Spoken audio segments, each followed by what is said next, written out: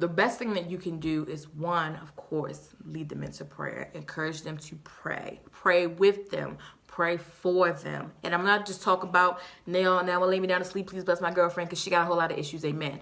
No, I'm talking about really what kind of prayers? Going in and really calling, asking the Lord for discernment to show you exactly what is going on, what you're dealing with, how to deal with it, how to, be better for her, how to help her or him through these various issues. So along with prayer, one thing we don't hear a lot is counseling. And it's not always sitting on a psychiatrist's office or even going into the pastor's office. Sometimes the best therapy is being able to sit and just let it go. Just talk it out. From beginning to end, just talk it out. Everybody won't trust a therapist or even a pastor or some spiritual leader. I recommend it be someone outside of those whom you know. I think you should always, get a separate source, someone who doesn't know your behavioral pattern. But someone that's credible. Yeah, of course, someone credible, but someone that won't judge you. You're talking about Boo-Boo's cousin's dog. Right, of course. It needs to be someone who has a background with that. And sometimes I could say for me, some of my best therapy has been with family members who saw why, saw me doing X, Y, and Z, could see why, and wanted to help me to the other side. But they didn't really want to get involved, or they didn't want to overstep, or they didn't want to, intrude on what my parents were teaching me or whatever. But they saw what was happening. They just didn't know how to speak up. So you need to talk. You got to talk. You got to let it out. You have to be able to have someone to talk to, someone to trust. Pray, talk, and then there has to be behavioral modification. Nothing will change if your behaviors don't change. This has to change first, which is where the prayer and the counseling comes in, but then your behavior has to change. Because with every action, there's a reaction, but you got to fix the actions first so you can stop getting the same reaction. So you have to deal with why you're doing what you're doing. And what I have found is that when you start dealing with that stuff, it's nasty, it's ugly, it's painful. It's not pretty. It's not. But it's so worth it. It's so worth it to be able to love without limits and to be able to have a well, long-lasting, fulfilling relationship. And not just a relationship, but even your friendships can really suffer because of all of these things we've talked about. I think our friendships suffer more, honestly, than our relationships because we have more friendships than relationships, I hope. But it greatly affects our friendships as well. But the good thing about a real friend is that they won't judge you. They'll hear you out. They'll say, yeah, girl, I'm crazy too. Yeah, I got this issue too. Yeah, this is what's wrong with me too. But come on, we're going to work through this. So whether you're a friend to the broken, you are the broken, or you're the partner to the broken, all have a responsibility to seek wholeness. Seek wholeness. We're going to deal with some more issues next week. There was one more I wanted to dive into, but we've kind of tapped on our time. But Carol, yeah. Before you moved away from the solution, that was very excellent, well said. While you were talking, one thing I was thinking about in terms of these solutions is the glue that will help hold all of that together, or to make any of that possible, and that's patience. Oh yes, God, you gotta have patience. If you have lost your patience with these particular processes, which healing through prayer is a process. It is not something that happens overnight. Not at all. Counseling is a process. Confrontation is a process. Behavioral modification is a process. And if you don't have any patience for any of those things, you can consider yourself doomed, because it takes time. Yes, it does. Nothing happens overnight, and if it does, I would be very concerned as to how long it would actually hold up. Yeah, these things take time to build. It took time to become broken. It took time to become emotionally or mentally sick. Of course, it's going to take time to heal. Anything that goes down like that immediately, it has to be dead. Anything that could just disappear like that, that's not healthy. There's some kind of what's the word I'm looking for? Illusion going on. Because no one is healed. No one is healthy and happy just like that. There's a process.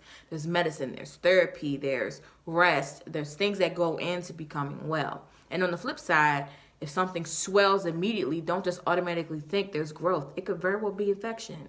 Infection swells just as greatly. So, you can't be so fooled by progress. Time and patience. You said it best. Patience.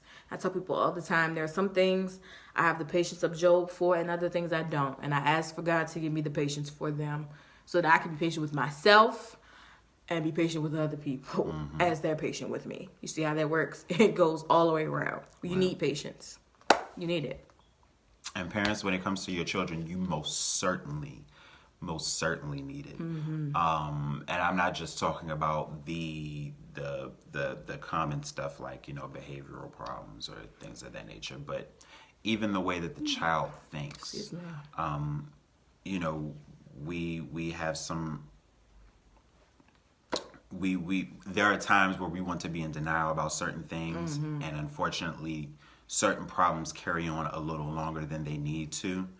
And the same patience that you exercised in the denial is going to be the same patience you're going to need for that turnaround. That's so You good. are really, really, really going to need it. And as long as it is taken, because nobody just gets broken like that.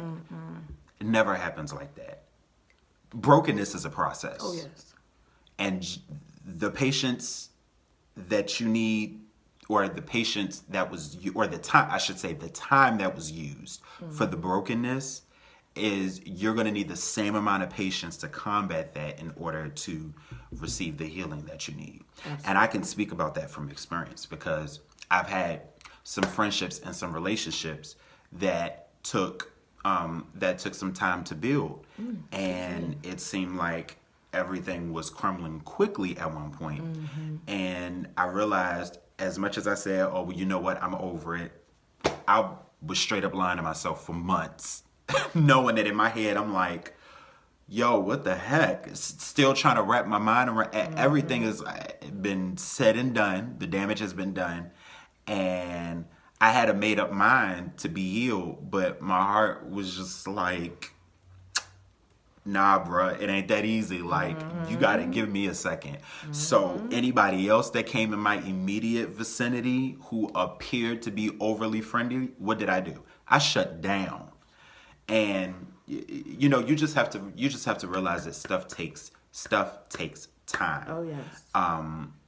Just like it takes time to really cause some serious damage, it takes time to recover from the same damage. So patience is a virtue, but I want to say that it is probably, if not the most important, it is one of the most important virtues that you need to have, especially when it comes to dealing with people, when it comes to dealing with your children, when it comes to dealing with this. Because with patience comes, adequate defenses. Scripture says that you should guard your heart, because out of it flows the issues of life. And if you know that you have experienced some level of hurt, then you know what I'm talking about, because you're not going to just experience a hurt, keep it moving, bounce back and act like ain't nothing ever happened, and then the next person come along and not notice how broken you really are through your language, through the way that you act towards them. So it's a real thing, and it requires time. You said something really good. A lot of us, we do get hurt, and we do go forward acting like it's all good, everything's good. And when we end up getting read like a book, we're trying to figure out, what's going on. Or we get defensive when somebody tries to tell you, hey, you're not all right. I'm good. What you mean? And we start acting out, becoming defensive, and we end up pushing people away. I'm guilty. I'm guilty. I'll be the first one to say it. I absolutely pushed some people away when I didn't realize how broken I actually was. I really pushed people away who were trying to help me, but I felt like they were trying not to hinder me, but I don't know. I felt like they were kind of looking down on me, so to speak. Like, girl, come on, we got to work through this stuff. Come on, you got to come up. And I'm like, what you mean? Like, you hiding me? But you, da da da da da da da da, and before you know it, that relationship pretty much disintegrated. They really were trying to help me. Some of them were just being indignant, but others were really trying to help. But when I was younger, I couldn't see it. I just couldn't. And you know, that was that 18 to 20 phase. And really all of your 20s, but the 18 to 20 phase for me was like, you can't tell me nothing. I'm grown now. I'm gonna figure this out, but don't you tell me. I got this. I know what I'm doing. And you know how that is. You absolutely don't. You don't have a clue. Now that I'm 30, I understand so much of what people were trying to tell me. And I think that, honestly, I dare speak for the both of us that I think that's really the case. 30 really, life situations before 30, it really opened our eyes, but 30, y'all, I only been 30 for 6 months, but I'm telling you, it has been the most eye-opening 6 months of my life. It has been so eye-opening. I've learned so much. I've realized so much. And not just in that 6 months, but also, you know, in studying psychology, it really helped me to see a lot. It's kind of hard to help people if you can't help yourself. So I was my first patient. I was my first person to work this stuff out on. Those and are really, the best psychologists. you know, really see what was what. So that's it again. Oh, I look like a grease monkey. Y'all, please forgive me again for looking like a grease monkey. If you can't tell, I'm severely sunburnt. So is my husband's Buffalo crispy. Yeah, I'm sweating, but I am. I have all kinds of stuff on my skin to try to, because this sunburn has me peeling like a snake. But anywho, y'all didn't want to know all of that. Thank you guys for being patient with us. We were in Mexico last week, and we were going to film, but we were just having too good of a time to stop. y'all can go on our page and see how much fun I'm sure they have. We were just having too good of a time to do that. And one of the reasons why, honestly, we could share all of those memories, keep them for ourselves. But honestly, we wanted to show you that there is life outside of here. There is life outside of church and responsibilities and family. There's nothing wrong with living. Sometimes you got to take a break to live. There's a whole lot more to experience. There's a whole lot more to do. And you learn more about you when you get outside of your comfort zone. Outside of what you know, you learn a lot about yourself. And I can say, honestly, looking out on the wall, even flying, I am terrified of flying. But even in flying, I really, the first connection, I kind of freaked out. But after that, I kind of put my strength on. But honestly, I was really talking to God, like, okay, God, all right, I trust you. This, and he really was speaking while all of that stuff was going on. And if you don't know, please, if you have not seen it, you can go on my flyer. It is my, what is that thing called?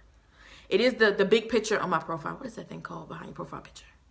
Cover photo. It's my cover photo. I am one of the many speakers at the Extension Conference, July 7th and the 8th. Please check that flyer out. I'll be talking about a little bit more about what God showed me while we were flying. And actually, next Tuesday, I will be the guest on the host of the conference is Prophet Justin Ruffin.